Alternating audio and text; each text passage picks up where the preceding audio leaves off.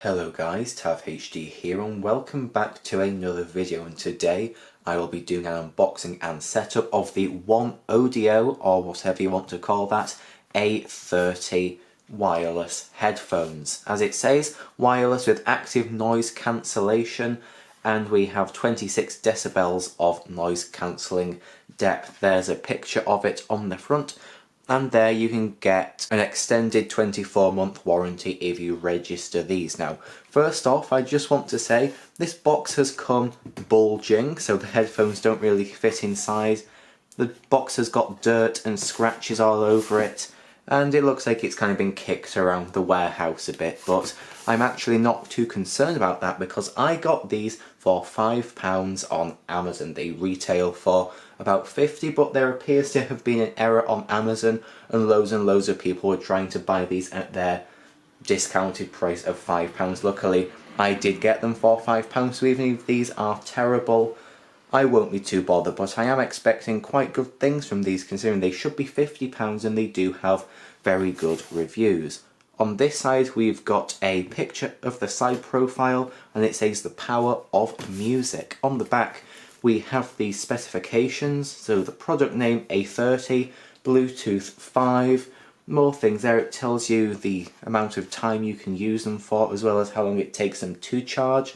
Then we have the package content, so we get the headphones, a carry pouch, an airplane adapter, a micro USB charging cable, a 3.5mm auxiliary cable, and the user manual. Now, I'd just like to say this does not come with a micro USB cable, it comes with a USB-C to USB-A, so that is incorrect. Maybe they updated the product recently and included USB-C but have not updated the packaging yet, so that is something to bear in mind.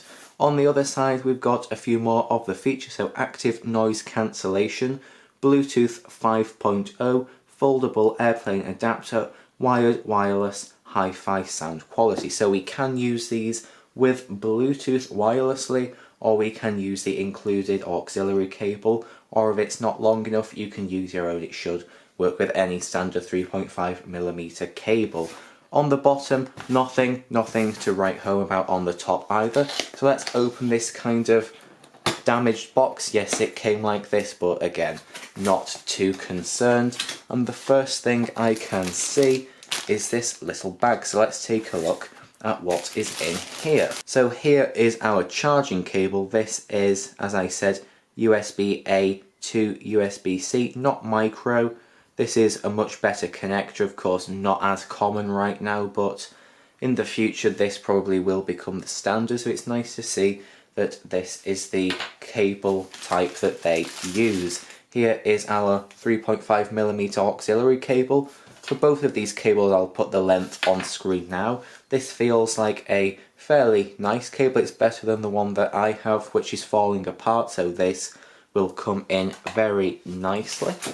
And here is our airplane adapter, or aeroplane adapter if you're British like I am. So 2 into 1, just like that. So if you're going to use this on an aeroplane, you can indeed use this. This feels quite cheap and hollow, but considering it's included for free, that's not bad. So yeah, this should work just fine, but I can't test that because I don't have an aeroplane. Now, taking out of the box, next is the headphones themselves in the pouch. We also do get the user manual. I might take a look at that later, it depends how hard this is. I'm expecting it to be quite easy though, so I'll pop that off to the side and now we can take a look at what's in this pouch. It feels quite soft, almost a leather effect. It's definitely not leather, but it kind of does feel like it, and it says 24-month warranty and lifetime service. There's an email and a telephone number on there, and on the other side is the logo for the company. I quite like the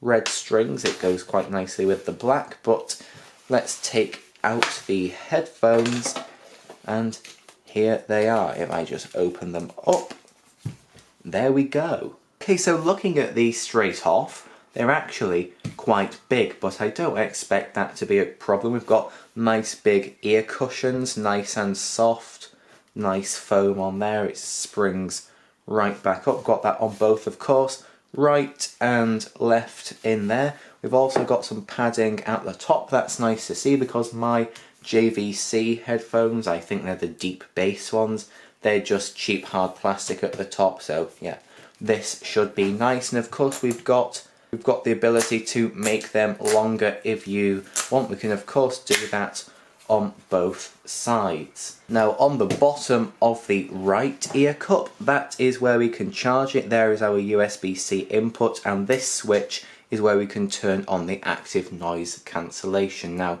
once you turn the headphones off, the noise cancellation stays on, so you've got to remember to flick this switch to off, and you know if it's on because there is a little green light in there. So remember, once you turn them off and you don't need the noise cancellation anymore, turn that switch off and wait for the light to go. Now on the other ear cup, the left one, we get our 3.5mm audio jacks. That's if we want to use them wired. We also get a minus and a plus for volume. This can also be used to skip songs as well, as it says in the manual. And we also get the power button in the middle, and then at the end we also get a little light to tell you that the device is powered up. So that's pretty much everything to look at.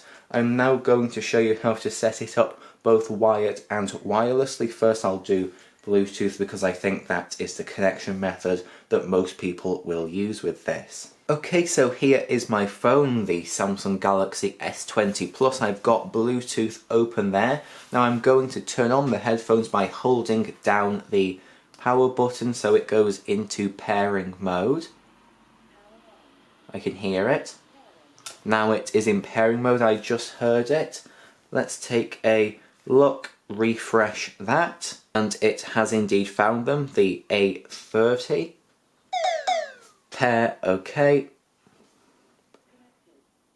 And now we are paired, and it is telling me on my phone that we are connected for calls and audio, and we have 100% battery remaining. So that's good to know that it came from the factory with a full battery.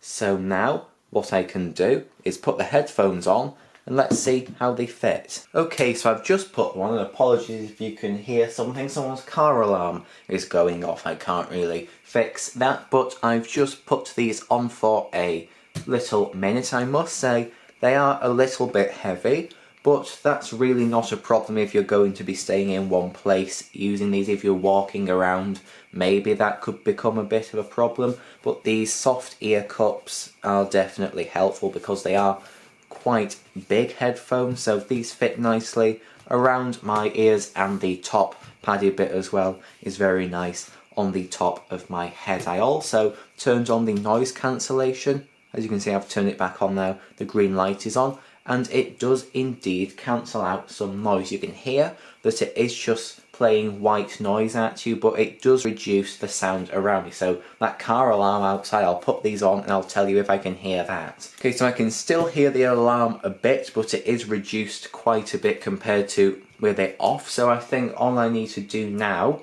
is listen to some music, and then I will tell you what I think about the sound. Alright, so I've just had a little listen in Bluetooth mode. I must say they get very, very loud, and with the noise cancellation mode turned on, it does get rid of all of the sound around me, and the sound is very, very clear out of these. But then with the cancellation off, the sound is not as clear. It's got more bass, but it's kind of not as sharp. There's less treble, it feels like, when the noise cancellation's off, so everything's a bit more fuzzy in a way. So when it's turned on, you get slightly less bass, but everything's just more sharp and more crisp. So really, that just depends on your preference. I think I will probably have the noise cancellation on all the time because it does give a better sound quality, but if you want more bass, then keep the cancellation off. So the next thing we're going to do is use them wired with the 3.5mm cable.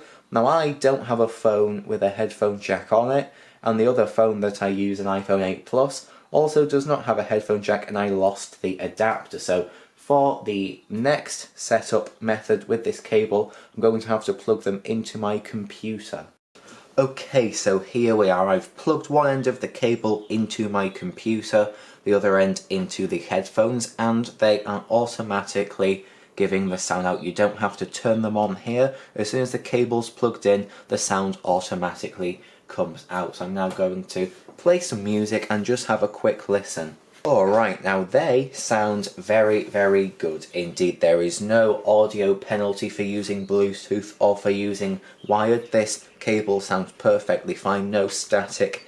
Everything is just as you would want it. And of course, by turning on the noise cancellation, you do get a bit of a sharper sound, just like with Bluetooth. But because we are connected to my computer and I am running Windows, you can go into the audio settings and increase things such as the bass or the treble. So I've got it up to my bass by +6 decibels, and now when I have noise cancellation on with the decibels of bass upped, these sound very, very powerful. It gives me the clarity of having the noise cancellation on, but with the bass of it being off. So yeah, by just altering a few audio settings in Windows, I think I have got these to sound very, very good indeed. Especially for the £5 I paid, these are absolutely amazing. But of course, you won't be able to get them for that cheap. Usually they are about £50, but even for £50, I think that these are a pretty good value. They're definitely better than my JVC deep bass ones, which I got for £12 a few years ago. They should have been £52, but I got those at Tesco as part of a special offer. So yeah, I've had quite good luck with headphones in the past, and hopefully that will carry on with these, but I am very, very happy with them, and I don't really think there's too much else I need to say. I'll edit this video, use these for a bit longer, and then I'll comment on the battery life, see how much it goes down within an hour or something like that, and I'll just put in at the end whether they're still working or not, because I think that is quite important to know. But I think that is it. These are definitely worth £50, and all of the good reviews I can definitely believe. So there's a lot of people who have been happy with these, and hopefully I will be too. The build quality, it's plastic, but it's good enough. So thank you for watching this video. Hopefully this was interesting and helpful in some way, and I will see you in the next one. Goodbye.